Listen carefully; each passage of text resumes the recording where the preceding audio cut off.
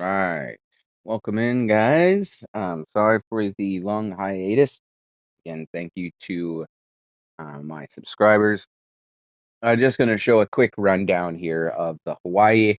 I kind of have bounced a little bit between the two, between Hawaii and my Iowa one.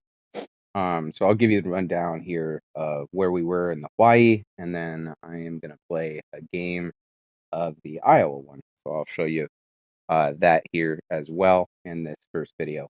And then when we do the next videos, those will be the first half and the second half of the Iowa versus Iowa State game. We're at the start of the new season for the 2036-37 season in my Iowa one. As you can see, we're still only in 2031 here in Hawaii. But we are outside of the real life players. So everybody on my team is all people that I have recruited and brought in. We did set some records with real people here for Hawaii. So that's the quarterback that I was talking about in a previous video that I redshirted to make sure that he would be able to stay. Yeah, he ended up staying his senior year. Did really well. I mean, crushed it. 23,443 yards through his career at Hawaii. He was a fake guy, Frank France, but he was from Cedar Rapids, Iowa. 3-star wide receiver, 428 catches, that's the record. 268 yards or touchdowns for my quarterback, and he was a real guy as well, Javon Campbell. But yeah, so we set records nationally. Initially, we started in the Mountain West Conference, so we set records here.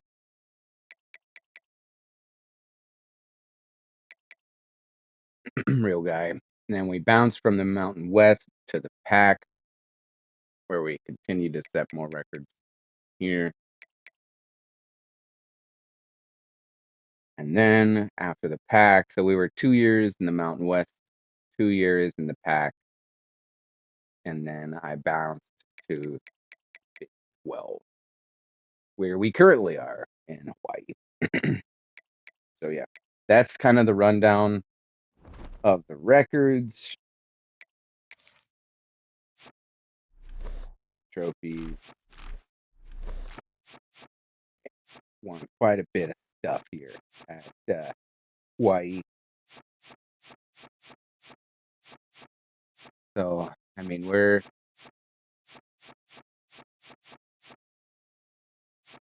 doing pretty well, I would say, at Hawaii. That's going all the way back to 2028. But yeah, so initially here at Hawaii, we started out as a 1-star program. That was my rebuild. And now here at Hawaii,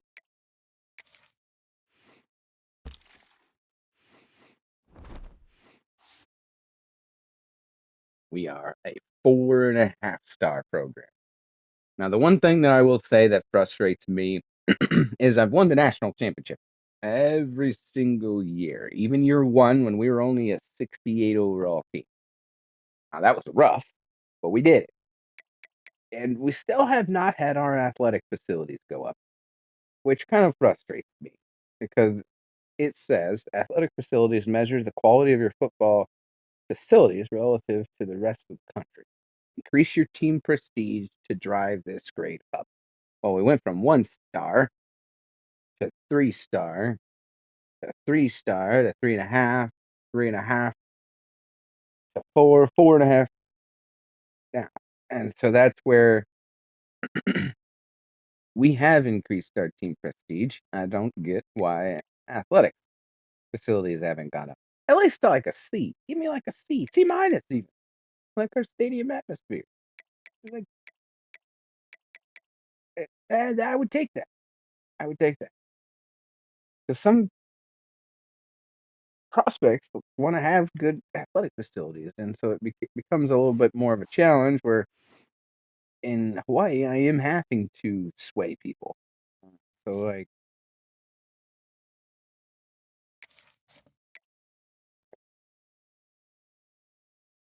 no, he won't be. Can't remember if I have one on this class.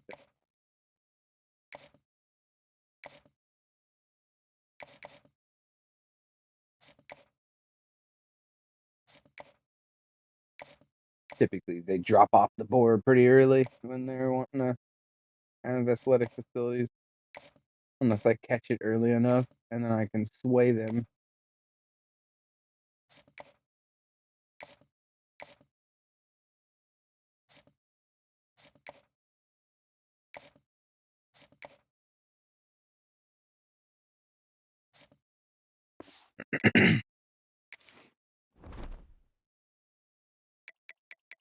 So there's kind of a little bit of rundown of the Hawaii one. We are a 99, 99, 99 team. So we're pretty, we've turned the team around pretty well here at Hawaii. So, and that's, I'm actually pretty impressed because I've seen a lot of YouTubers say, oh, it takes forever to rebuild. And it's like, well, I played every single game. I don't think they're playing every game. I think they're simulating almost every game because that's where I played every game. Players do well. I upgrade them manually. I mean, so I'm wondering if they just are leaving it to the computer to control that. Like, if they maybe, have their players upgraded by the computer, like the auto upgrade. If they're stimulating and they're losing a bunch of games, well, yeah, you're going to have a lot of players leave because you're not winning. So, and that's where, especially on rebuilds, I mean, if you play those schools that are in your conferences, those are easy wins. Like the tough wins are going to be when you're going against bigger schools as a rebuild. I mean, like me going against San Jose State, that was pretty equal. Me going against Boise State, that was a little bit more of a challenge because they were like 79 across the board when we were 68. So I mean, there's games that will be tough, but then that's when you manage the clock. That's when you run the ball, control the ball. You control the possession of the game. And then if you have the ball more than they do, and you drive down and score, statistically you will win. So it's all about those small little variables. Um, and I don't think those big YouTubers do that stuff. I think they just simulate and crank out stupid content. Me, no. I play every single game. I mean, I have put in, I think, 500 plus hours in college football. I mean, yep, that's that. Um, but so here's the Hawaii one. Um, Now we're gonna show Iowa one before we mount into Iowa versus Iowa State.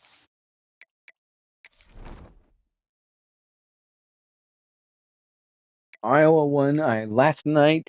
I just won the national championship, finished the off season, and the preseason last night, and then I went to bed so that I could play Iowa State this morning. Nope, we are still 99, 99, 99. Team is still really good.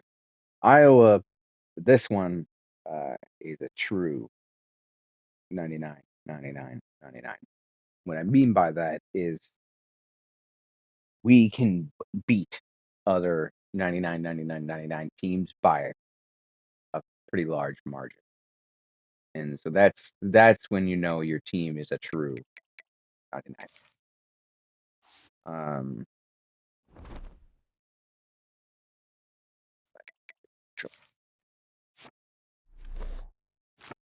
so, for example, Georgia in the national championship, 99 team, we beat them 42-13.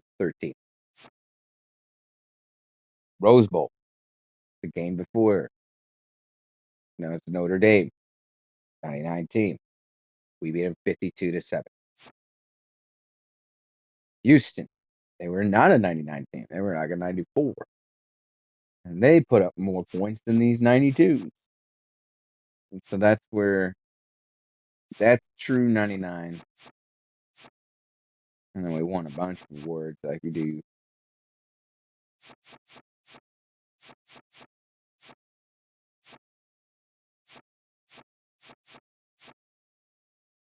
This is the Big Ten championship, 56-20 versus Michigan. The Heroes Trophy versus Nebraska, 70-13. 77-10 Floyd of Rosedale, 84-18 last year's Cyhawk Trophy. And so that's the rundown of last year at Iowa. Whoa. There.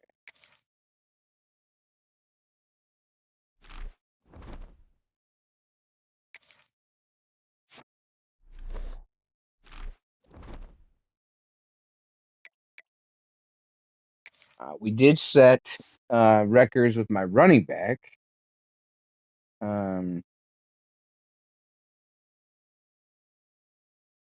Last year.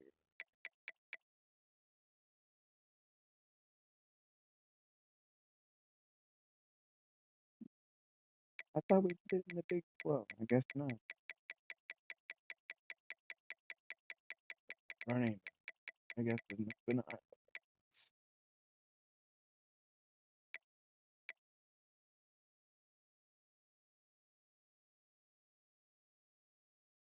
I'm in the wrong section. That's fine.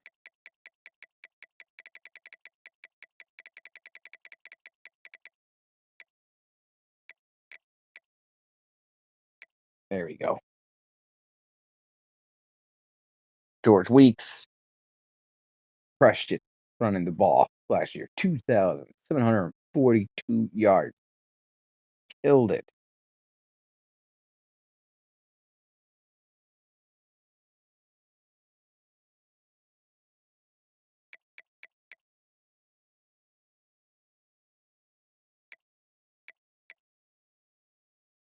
Must have been the Iowa.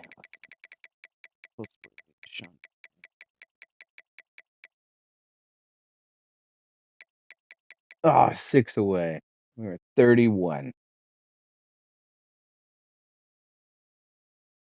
That's a lot of touchdowns, though, for a running back to get 37. That's a lot. So here's a rundown of the new team. At the top of the tier here. That's our new starting quarterback this year.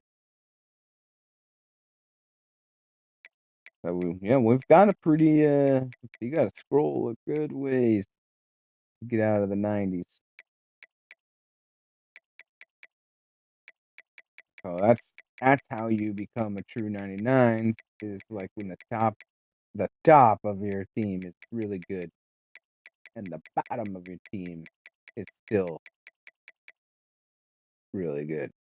I mean, with these two dudes are 3 stars. Everybody else is 4 or above. We needed safety, so that's where. But I mean, he's elite. 3-star free safety. That was an elite dev trait. That dude's gonna be good.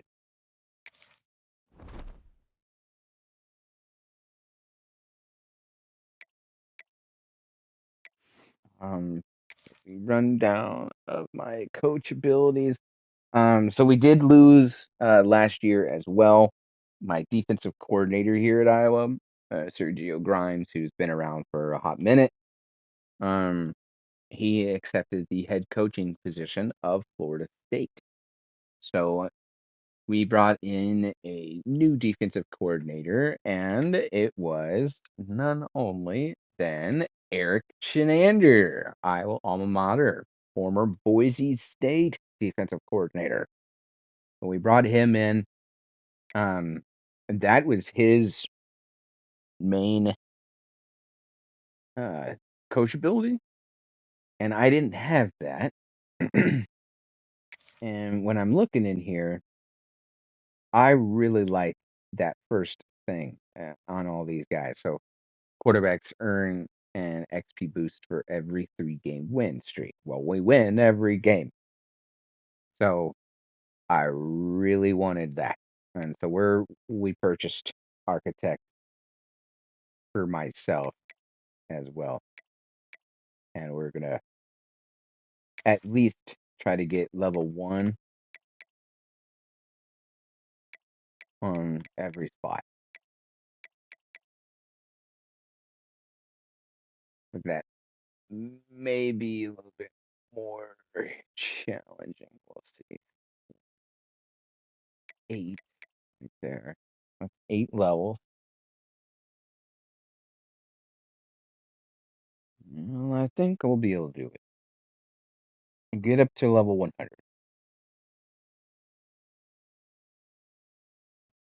And I've already got everything else that really I want. I got these to help with crowd noise and increase crowd noise at home. So help with it versus away, increase it at home. I've got the level 3 for each one of these in the motivator category. Plant kicker, because they already don't. They have the kicking and punting broken. In a couple of ways, actually. So first way it's broken is doesn't matter their overall kicking a punter, kicker or punter doesn't seem to go pro.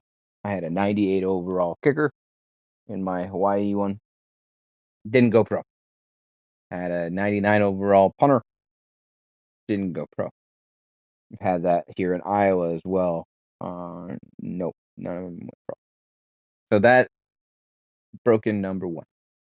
Broken number 2, I've noticed, is in the stats. So when you're in the season stats sometimes, I will notice that the kicker, their PATs is significantly, which is PAT is point after touchdown. So after every touchdown, you kick a PAT. And their PATs is significantly less. So, like, for example, one year I went in and it was towards the end of the season, and my kicker had only had 57 PATs. And he was like 56 or 57 or 57 or 50. I can't remember exactly off my head, but he was close to the max out of PAT. And that can't be the case when, on average, I score anywhere from 7 to 10 plus touchdowns a game. So that can't be the case because if he's kicking 7 times a game at minimum, we'll just go based on minimum. So 7 times a game, times 12 games, that's 84 PAT. So that's going off of the low side of things. That's not even counting those games where I put up 100 points and homeboys kicked 11, 12 PATs in that one game. So that's kind of where I'm a little frustrated on that aspect because it's it's there and it's just just shy of working like how it's supposed to. I mean, kickers and punters do get drafted. That's a fact. Corey Taylor got drafted in like third or fourth round. I mean, kickers get drafted in like sixth, seventh rounds unless they're super good. Then they might go up in you know fourth, fifth, sixth round. So I mean, that's where it frustrates me that they don't have them go pro because then it also affects your pro potential. Like my pro potential here at Iowa, my kicker is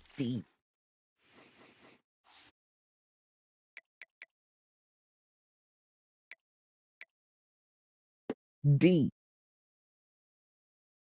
and I have a 90 overall plus kicker right now, but D. Every other spot, pro potential A plus, A plus, A plus, A plus, A plus, A plus, A plus, A plus, D. Even A plus on punter because of Tory Taylor. Even A plus on punter, but D. So that's really what frustrates me, big time. But here this year, we do already have 5 signed recruits, which is nice. They auto committed. So 4-star middle linebacker from Carroll, Iowa, 4-star corner from Dubuque, Iowa, 4-star D tackle from Council Bluffs, Iowa, 5-star tight end from El Chorrito, California, and a 5-star tight end from Roswell, Georgia. So those are our current commits that we've got so far. Um, we only have 11 seniors this year, but we also have at the start of the season 11 players that I'm confident are going to go pro. That's not counting upgrades throughout the season. So we should be able to, based on my math, get around 22 players and not have to cut anybody, but anybody above that may have to cut a few. Uh, We did have to cut 5 players in the off season. This right before I started the preseason here, uh, and those 5, 2 were running backs, 2 were D tackles, 1 was a center, and only 3 went to other schools. So my 1 D tackle went to Maryland, the center went to New Mexico, and my 1 running back went to Northern Illinois. So that's kind of where I kind of I like I've mentioned in multiple videos before, but I keep track of all that stuff. Here with for the Iowa one, for the Hawaii one, I don't keep track of the players cutting and the coaches and all that stuff because that's not my team. Iowa, Iowa is my team. Iowa is where I have a dedicated notebook. We write down every recruit. We write down when the coaches move, my coordinators as well as Iowa alma mater. We write down uh, the players that we cut, so people that we've recruited but we've had to cut, because I like to know where they go, what team did they go to. Therefore, in the scheduling, um, I can schedule their team if their team is available on the one of the weeks that we're able to schedule. Um, like for example, uh, not this last season, but the season before, we had a player go to Northwestern. Well, Northwestern got booted out of our conference because they were poop. They were dragging down the conference prestige, so I had to boot them so they can try to get themselves back into gear. But yeah, we're playing them. We're gonna go play them at Northwestern. So that's where Bama. This gave the other teams, it would have been us versus a really poop team, and so my mom was a big Alabama fan.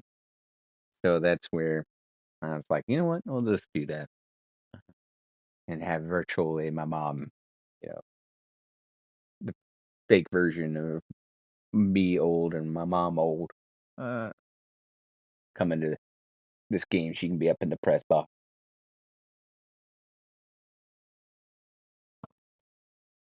But yeah, so that's kind of the rundown here of what we've got going on.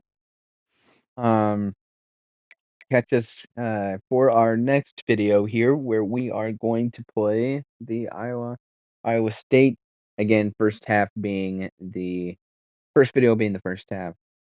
Second video be the second half, depending on how quickly the game moves. If I'm able to possibly get it all in like 1 hour, then I might just have a one long video.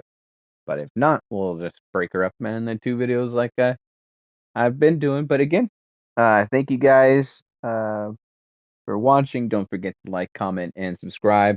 Again, I also apologize there about the long hiatus. Hope to be back in gear, doing weekly videos again. But yeah, catch us for the next video here versus for the Cyhawk Trophy. Thank you, and everybody have a great day.